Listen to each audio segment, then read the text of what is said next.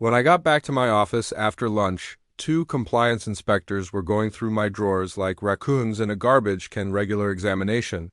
One of them mumbled without raising his head, but I could already tell that their incursion was too precise and that they were hunting rather than just idly digging. My gaze shifted to the red file on the corner of my desk.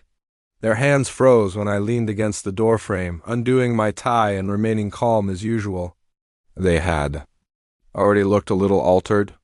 One took out a big, unlabeled envelope from the lowest drawer, which I had locked every day for the previous 5 years. Their faces turned completely white. We founded this company together out of late-night ramen and shared ambition, and 2 years ago, I would have laughed if someone had told me that I would be setting up a trap for the woman I had once pledged forever to, Julia, my ex-wife. She was aware of my techniques, memory, and patience. She also knew precisely where to stab me. The separation wasn't even the first step. Every time she showcased her new husband, she stole every lie she said, and it was the silent conflict that followed every customer. Darren, our former leader, was like a trophy carved from my back. I gave her the house and removed the name from the letterhead, making her think I was broken. The true trick, though, was to let her believe she had won. "You've been moving money through the Vega files," said an old contact who was in compliance after receiving a tip. The Vega files were a ghost something Julia, and I created years ago to catch internal leaks. Never really used, but as soon as I heard the name, I realized it wasn't merely a betrayal, it was war.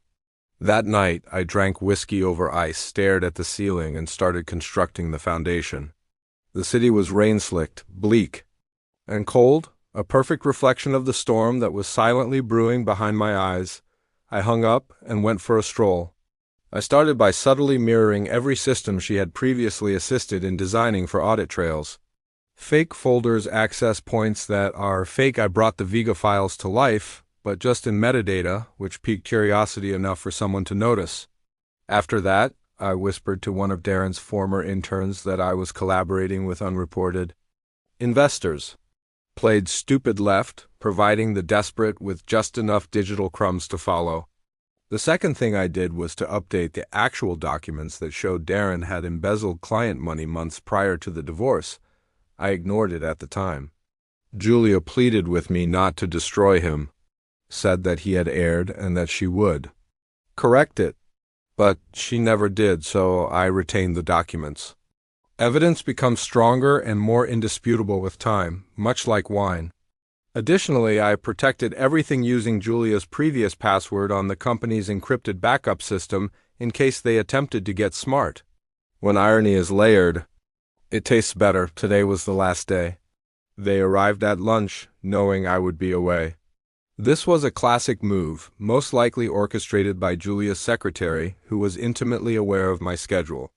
That was all right, I didn't lock the door. Let the game continue. The officers turned to face me, and now their bewilderment is turning into suspicion. One said, "Where did this envelope come from?" And I took a hesitant step forward while holding it like it was ticking. That drawer is usually locked, which is odd. When we arrived, it was unlocked, and the man swallowed. I muttered, my eyes narrowing. This morning, the envelope was absent. They exchanged glances before the sink arrived. I convened an emergency meeting 10 minutes later. Glass barriers in a conference room, HR associates and partners. In the complete house, as the compliance officers described the tip, I was positioned at the head of the table.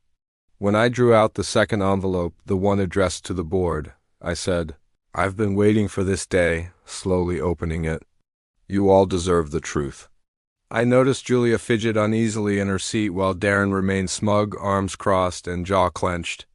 I outlined the schedule, the fraudulent invoices, and the counterfeit transfers. I provided screenshots of audit records for each document, linked to Darren and Julia, who concealed it. The room became extremely cold. Darren stumbled. This is not real." "No," I cut in. "It's legal and careful.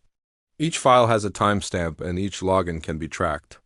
"Julia, do you recall the Vega protocol? You wrote it, and you are aware of its cleanliness."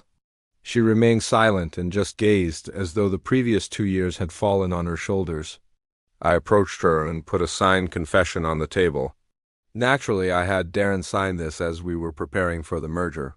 Informed him that it constituted a waiver of liability.